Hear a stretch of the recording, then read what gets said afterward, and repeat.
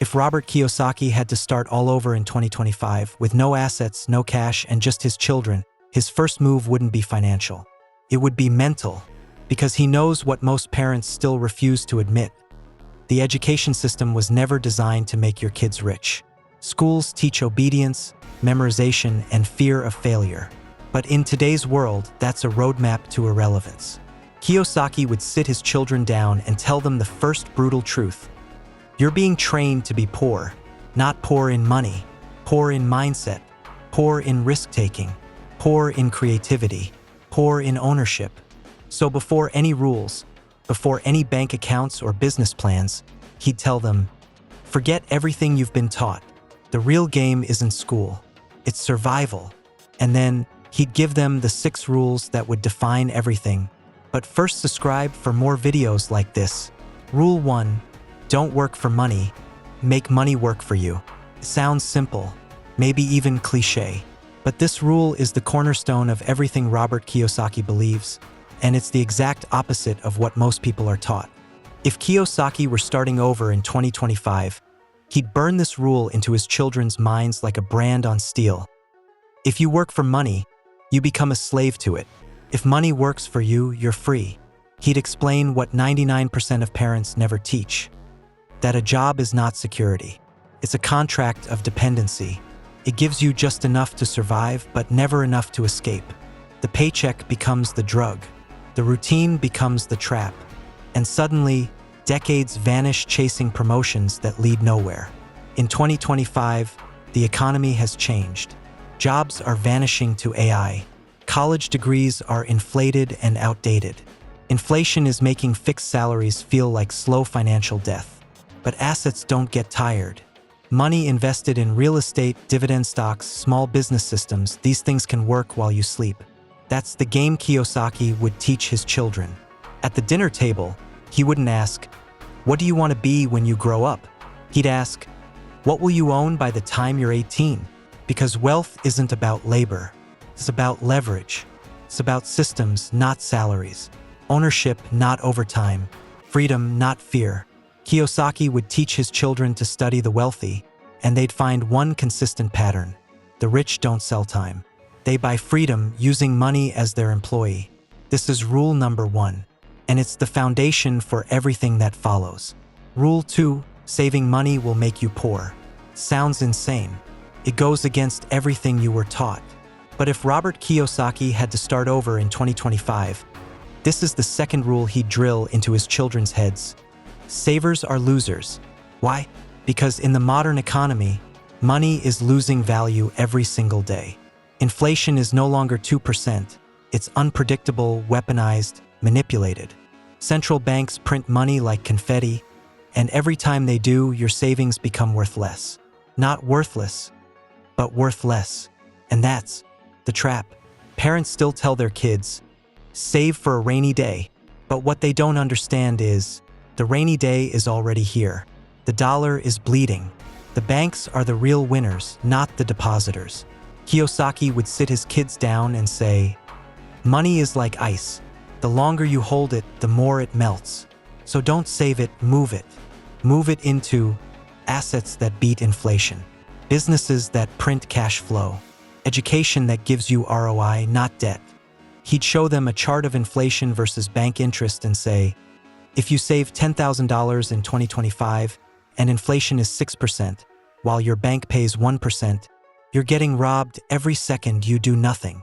And he'd ask them, do you want to protect your money or do you want to multiply it? Because Kiyosaki's philosophy is clear. Saving money feels safe. But in the real world, it's a slow-motion financial suicide. Only assets beat inflation. Only investing creates momentum. Only financial intelligence keeps your wealth alive. This rule isn't just contrarian. It's a rebellion against mediocrity. Rule 3, use debt like a weapon, the way the rich actually do. Most parents tell their kids to stay out of debt. Pay everything in cash. Live below your means. Avoid risk. But Robert Kiyosaki? He'd tell his children the opposite. There's good debt and bad debt. Bad debt makes you poor. Good debt makes you rich. Sounds dangerous? It is if you don't understand the game. But Kiyosaki would break it down like this: bad debt is what the poor use to buy things that make them feel rich. Credit cards for vacations, car loans to impress strangers, consumer financing to keep up with social media flexing. But good debt? That's what the rich use to buy cash flow. Loans to buy income-producing real estate, credit lines to fund businesses, leverage to acquire assets that pay you more than the debt costs. In 2025, this skill is non-negotiable because inflation is destroying cash, because wages are flatlining, because the rules of the economy favor those who understand how to borrow smartly. Kiyosaki would tell his kids, "The poor are terrified of debt because they don't understand it. The rich use debt to build empires." He'd show them how he bought his first real estate deal using other people's money and how it produced income from day one. He'd say, "Debt is not evil. Debt is not dangerous. Debt is a tool. Like fire, it can burn you or it can power a city, but only if you're trained to use it." And Kiyosaki would make sure his kids were trained. Because in 2025, the people who master leverage don't just survive, they dominate. Rule 5. Your house is not an asset, and that's why you're still stuck. If Robert Kiyosaki were starting over in 2025, one of the first financial lies he'd destroy for his children is this: your house is your greatest asset. It's not. And believing it is why millions of hardworking families are stuck in the illusion of wealth while being secretly enslaved by it. Kiyosaki would explain it like this: an asset is something that puts money into your pocket every month. A liability is something that takes money out. So let's ask the question: does your house give you money each month? Or does it take it from you through mortgage payments, taxes, insurance, repairs, interest? Answer: it takes, and it keeps taking. Which means your house, no matter how beautiful, isn't making you rich. It's slowing you down. Kiyosaki would walk his kids through the numbers. He'd show them how homeowners are often asset-rich, but cash-poor, and how tying up hundreds of thousands in a non-income-producing property is the great middle-class trap. It looks like wealth, feels like stability, but it's a financial prison disguised as the American dream. In 2025, with rising property taxes, volatile interest rates, and unpredictable markets, this lesson becomes more urgent than ever. And Kiyosaki wouldn't say, "Never buy a home." He'd say, "Don't call it an asset unless it pays you. If you rent it out, it's an asset. If it generates cash flow, it's an asset. If you live in it and it drains your money every month, it's a liability." This isn't about being anti-home ownership. It's about being pro-freedom. Because the goal isn't to look rich on paper. The goal is to own your time, your income, and your future. And that comes from assets that work for you, not properties that trap you. Rule 5. If you don't understand taxes, you'll always be the poor. Robert Kiyosaki has said it again and again. Taxes are your biggest expense, and most people don't even know how they work. If he were starting over in 2025, this would be the 5th rule he'd etch into his children's minds. Learn how taxes work or be enslaved by them forever. Because here's the ugly secret most parents never teach, and most schools conveniently skip. The tax system is built for entrepreneurs, investors, and business owners, not employees. Employees are taxed first. They work 40+ hours, then get their paycheck cut down before they see a dollar. Then they're taxed again when they spend. But business owners? They earn first, then spend, then pay taxes on what's left. That's not a loophole. That's the system. Kiyosaki would sit his kids down and say, "The rich don't evade taxes. They legally use the code because they understand it."